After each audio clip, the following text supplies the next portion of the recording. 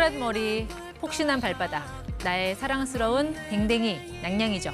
반려동물 인구 1,500만 시대, 많은 이들의 일상에서 큰 역할을 하고 있는 만큼 관련 시장도 쑥쑥 성장해 왔습니다. 내 가족, 반려동물과 건강하게 잘 살기 위해서 관심 가져야 할 트렌드, 이분께 여쭤보겠습니다. 정혜영 반려동물 영양연구소 본부장 나오셨습니다. 네, 본부장님 어서 오세요. 안녕하세요. 오늘 퇴근하고 귀가하면 반겨줄 반려동물 있으세요? 예, 집에 가면은 겨울이라고 포메라니안이 있는데 항상 퇴근 인사로 세레머니로 네. 제 코를 이렇게 막 핥습니다. 코를 핥는 네. 정도가 아니라 코에 그 폼에 혀가 막 들어가는 정도? 먹어요? 네, 먹어요. 나름대로 뭐 애정을 표현하는 방식일 텐데 예. 이렇게 반려동물 사랑하시면서 관련 일을 하시니까 어떻게 보면 뭐 덕업일치를 이루신 거네요. 예, 제가 덕업일치가 돼서 저희 회사에서는 이제 진정성을 갖고 네. 그 우리 반려동물의 그 밸런스를 갖춘 그 자연식 식사하고 예. 그다음에 그 전문성을 가진 그 예방 수의학을 그 접목한 영양제를 개발해서 소비자 보호자들하고 계속 교감을 하고 있습니다. 네.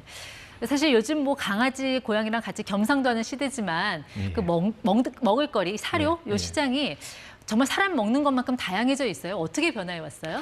예, 보통 우리 많이 아시는 부분이 그 시리얼 같고 과자 같은 그 사료를 대부분 알고 계시는데 건식이라고 하죠. 하죠. 네. 지금은 이제 습식, 자연식, 화식 이렇게 좀 발달을 하고 있어요. 습식은 뭐고 화식은 뭐예요? 습식은 사람하고 똑같아서 이 아이들도 수분 섭취가 가장 중요합니다. 네. 수분 섭취가 중요한데 건식에는 수분이 거의 없다고 보시면 돼요. 말 그대로 건식이니까 그 식사를 통해서 그 수분을 섭취할 수 있도록 우리 사람이 먹는 일반 재료를 갖고 네. 이 강아지들의 영양에 맞춘 식사를 만들어서 자연식 그 습식은 말 그대로 수분 많이 있는 거고 예. 화식은 익혀서 우리가 조리해서 먹는 거. 뭐 동그랑땡 같은 거? 그렇죠. 네, 그렇게 보시면 됩니다. 그렇군요. 사실 반려동물 키우는 분들 입장에서 가장 이제 관심 있는 게 이제 먹거리잖아요. 예, 예. 이게 안전성 논란이 계속되는 이유는 뭘까요? 사료의 안전성 논란? 그게 사람 중심으로 만들어서 그렇습니다. 공급자 중심. 내가 편하자고 이렇게 사료를 만들다 보니까 이 수요자인 수요를 받는 우리 반려동물한테는 해가 되는 경우가 있었습니다. 예. 이제 그런 부분은 정말 내가 먹는다라는 사람이 먹는다라는 기준으로 사료를 개발하면은 이제 네. 그런 문제 고민들은 해결이 될 거라고 생각합니다. 결국 우리 아이의 그 먹거리를 신경 쓴다는 거 같이 건강하게 오래오래 잘 살자라는 취지잖아요. 예. 실제로 반려견을 키우는 인구의 한 41%가 9살 이상 된 노령견을 키우는 가정들이 예. 많더라고요. 예.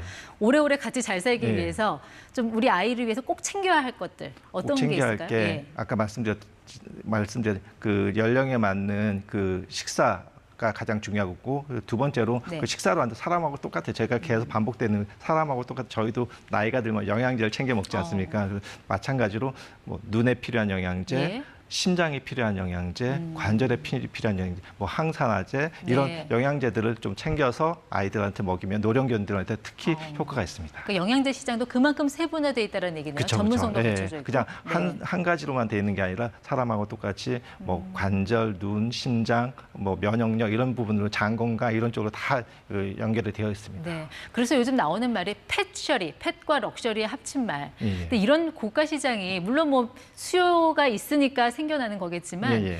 좀 이런 어떤 시장에서 좀 과도하게 불필요한 것 같이 막 이것저것 넣어서 좀 과도하게 부풀려진 산업이 아닌가 하는 지적도 있긴 있거든요. 근데 이 네. 부분이 산업이 발달을 하게 되면 어쨌든 시장이라는 것은 세분화가 되게 되어 있고 그 부분에 있어서 고가 소비를 하시는 시장, 그다음에 가성비를 추구하는 시장이 분명히 존재를 합니다. 그런데 아무래도 고가 시장에 대해서 이제 관심들을 갖고 호기심을 네. 갖다 보니까 그 부분에 대해서 조금은 좀 과한 게 아니냐라고 말씀하시는데 마찬가지로 먹거리나 그 영양제 뭐 이런 쪽에서도 지나치게 보면은 과한 거 아니냐 말씀하실 수가 있는데 그 과한 게 아니라 필요한 만큼의 부분이라고 보시면 됩니다. 그러니까 최근 반려동물 산업의 트렌드를 딱 한마디로 요약하면 뭐라고 하세요?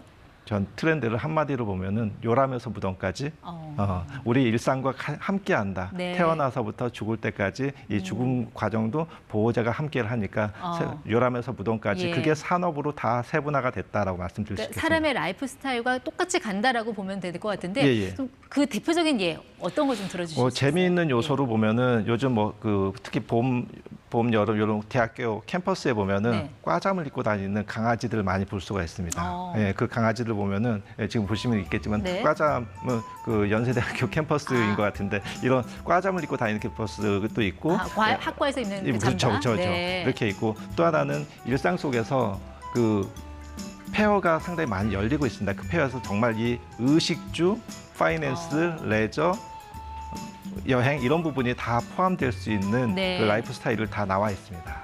레저 말씀하시니까 마침 휴가철이잖아요. 예, 예. 강아지 또 우리 고양이 어디 같이 가면 좋아요?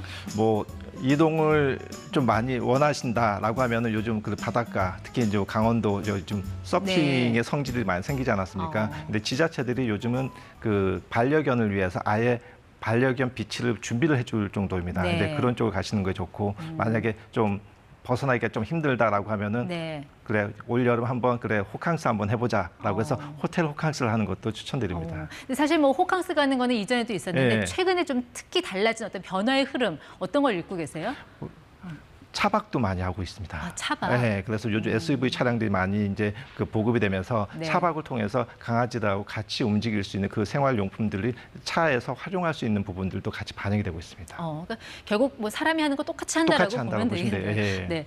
특히 올해 그 CES 그 예. 가전제품 박람회 예. 세계 최대 규모의 예. 가전제품 박람회에서도 단연 주목을 받은 게 이 펫테크였잖아요. 예. 이 반려산업과 IT 기술이 만나면 도대체 어떤 상품, 어떤 기술이 세상에 등장할 것인가에 대한 관심도 많은데 좀 어떤 것들, 좀 재밌는 거 어떤 거 나와 있어요? 재밌는 거는 네. 일단 그 말씀 주셨던 것처럼 CES 2024에서 혁신상을 받은 게 펫테크 제품입니다. 네. 그 웨어러블 제품인데 그 제품을 그 반려동물이 착용을 하면은 그 반려동물의 건강 상태가 확인이 되는 그래서 이 아이의 그 건강 상태가 좋다 나쁘다 네. 이상 징후가 있다는 확인할 수 있는 웨어러블 기기가 그 혁신상으로 받았고 예. 두 번째로는 이제 국내에서 이미 좀 보급이 됐는데 엑스레이를 네. 촬영을 하면은 15초 만에 그 이상 징후가 판독이 되는 그런 기술로 발달을 하고 있습니다. 예, 뭐 요즘 혈당 체크해주는 그런 이것도 서비스도 있다면서요? 맞습니다. 예. 네. 혈당 체크, 그다음에 집에서 간편하게 그 사용할 수 있는 뭐 체온계, 네. 뭐 온도 측정기 이런 부분도 있습니다. 그러니까 이런 어떤 소비자들의 심리를 겨냥해서 기업들이 펫 프렌들리 마케팅 많이 하잖아요. 많이 하죠. 이건 좀 잘하고 있네. 좀 소문난 사례 어떤 게 있습니까? 저는 회사를 뭐 직접적으로 말씀드려도 된다라고 하면은 현대자동차에서는 네. 헌혈견 캠페인을 했던 헌혈견 자동차, 헌혈카 네. 그 부분이 상당히 좀 인상적이었습니다. 헌혈카요? 그게 예. 뭘까요? 그러니까 그 우리 반려견들도 뭐 아프거나 수술할 위급한 때? 상황을 수술할 예. 때 공여를 받아야 되는데 그걸 피부가 사람하고 똑같습니다. 많이 네. 모자랍니다. 그러면 그 건강한 공여를 할 수 있는 강아지들을 찾아다니면서 안전한 장비 시스템에서 공여를 받을 수 있고 헌혈을 네. 받을 수 있는 이 캠페인을 하고 있는데 저는 그게 조금 더 확산이 되고 좀 네. 자리를 잡았으면 좋겠다는 뭐 생각을 커피업계 이런 유통시장에서도 관심이 많은 것 같던데. 커피 네. 업계는 아무래도 저희 뭐 우리나라 커피 매장이 많지 않습니까? 네. 커피 업계에서도 좀 멤버십까지 강아지한테 멤버십 번호를 줘갖고 그 멤버십 갖고 온 강아지가 이제 그 보호자가 커피를 네. 마시면은 캐시백을 해주는 정도의 예, 그렇게 네. 어떻게 보면 돈을 벌어다 주는 그런 제도까지 하고 있습니다. 네, 이 반려동물 산업 시장이 현재 한 8조 원대 정도 좀 성장을 해왔고 앞으로 어디까지 보죠? 한 10년 후까지 보고 있습니다. 10년 후까지 한 21조 예, 시장? 그러니까 예. 지금보다 한 2배 정도 예, 예. 성장한 여력이 남아있다는 건데 예. 그렇게 되려면 결국 모든 산업이 그렇지만 P와 Q가 늘어야 되잖아요. 예, 예. 쓰는 비용과 예, 예. 수요가 그만큼 예, 예. 폭발적으로 있어야지 가능한 건데 예. 앞으로 그게 가능할 걸로 보세요? 저는 가능할 거라고 예상도 하고 확신을 합니다. 네. 왜냐하면은 이미 저희가 지난 그 가까이 한 10년 동안 반려동물에 대한 생활이 학습이 됐고 그분들의 생활 라이프 스타일이 계속 그 발전을 하면서 네. 소비에 대한 그 반려동물에 대한 라이프 스타일에 대한 필요한 부분들이 점점점 세분화돼서 산업적으로 발전하고 앞에 말씀드렸던 네. 그 펫테크 생활이라든가 이런 부분 더 반영이 된다라고 하면은 폭발적으로 그리고 또 헬스케어 쪽으로 또 발전이기 때문에 시장 확실히 커진다고 특히 봅니다. MZ세대 이런 1인 가구들의 씀씀이가 크다면서요. 그쵸. 반려동물을 쓰는 예. 그 비용. 예. 그러니까 비용과 수요 측면에서 얼마든지 성장 가능한 예. 시장이다. 예. 그리고 또 해외 시장도 진출 하고 계획을 하고 있고. 있습니다. 예, 주로 어느 나라를 보고 있습니까? 지금 저희는 그 반려동물 시장이 좀 두드러지게 좀 보이는 데는 중국인데